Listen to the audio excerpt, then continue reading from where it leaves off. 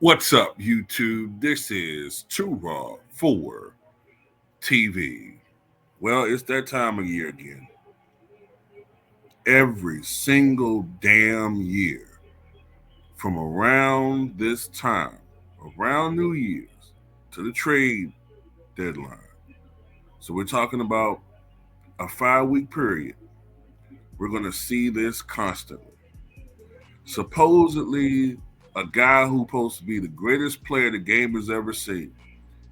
A guy who, unlike Michael Jordan and Kobe Bryant, they claim, makes everybody around him better. Simultaneously, at the same time, always needs this super duper Avengers level help to be in contention, mind you, to win a championship. Contention.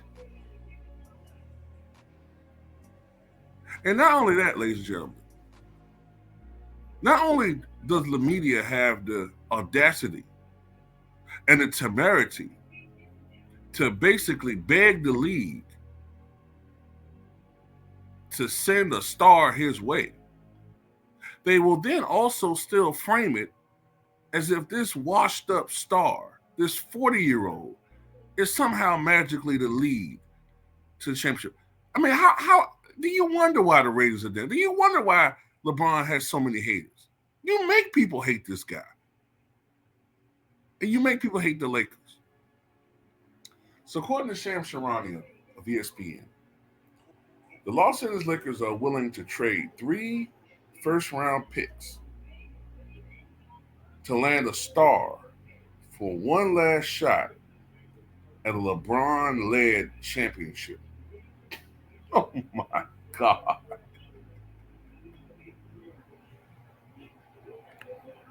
You can't make this stuff up, ladies and gentlemen. Somehow LeBron will be the leader of a team in which he's not doing it himself. It ain't like, ladies and gentlemen, this ain't like Julius Erving in the late 70s and early 80s, where he was clearly the best player on the team. And he was leading them to the NBA Finals. But he just couldn't quite get over the hump because their team seriously needed a big man. You know what I'm saying? That team seriously needed a big man to compete against Kareem Abdul-Jabbar, the Lakers, and then ultimately the Celtics. They acquired Kevin McHale, Robert Parrish, and the Sixers front court just couldn't compete with that, so they acquired Moses Malone. It's not even that situation. LeBron hasn't been to the finals since the bubble, and in a realistic, normal season, he hasn't been to the finals in over 6 years for our seasons. The league had to create the play-in just for this guy to be able to compete for the playoffs. They're playing okay right now. I think they're 17-13, right? So they're okay right now. I'll give them that. But they're not a championship team, and we know that. They're not a championship level team. And at the end of the day,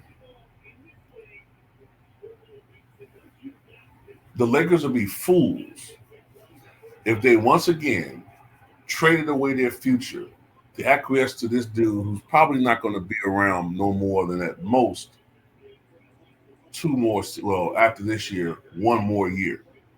You'd be fools to give up 3 first round picks to acquire a star. And what star are we talking about here? What star are we talking about here?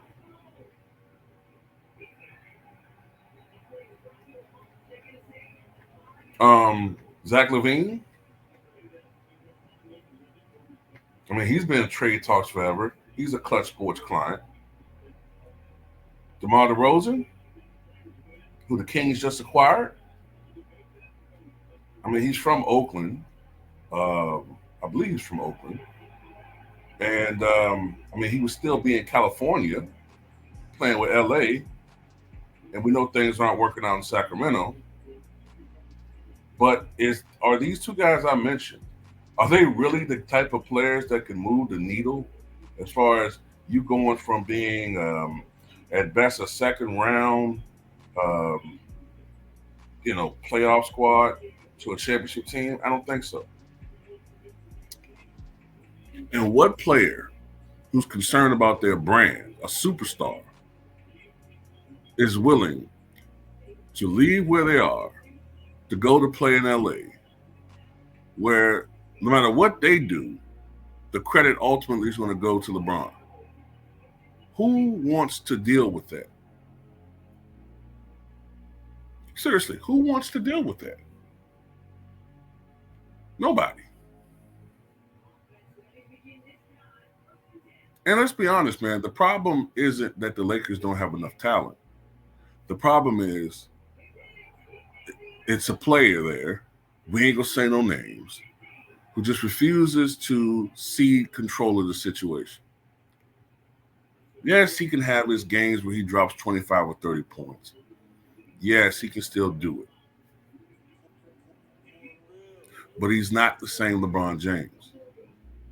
The leader of this team needs to be Anthony Davis. Honestly, at this point, they should even consider blowing the whole team up because I just don't see this team has no future. They're going to be mediocre.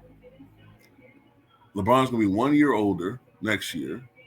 Anthony Davis is still in his prime, but you're kind of like, he's kind of getting to that point where you're pushing past it or pushing right the apex of it. Might as well trade him while he has his highest trade value. If I were the Lakers, I'd blow this team up.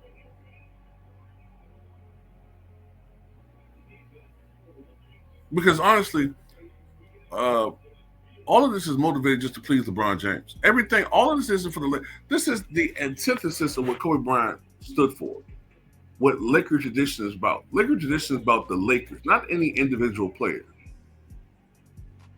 And LeBron, with his narcissism, his unchecked, unbridled, unrelenting narcissism, has transformed his team into an extension of himself, and not in a good way. And it's revolting to listen to. It's revolting to follow. And I don't know what trance he has over this woman. I'm talking about Jenny Busline. I have my suspicions as to what it is. But anyway, every year, bro, how many times have we said that it's the same thing every year? To go into the season, this is going to be a different year. This team's going to be blah, blah, blah, yakety schmackety. Then they don't perform. And then right around mid-season, or not mid-season per se, but going into the next year, trade deadline, what do we say? He needs help. That's going to be what it's going right to according to plan, man. This shit is old. It's ridiculous. That's all I got to say about it. What you guys think?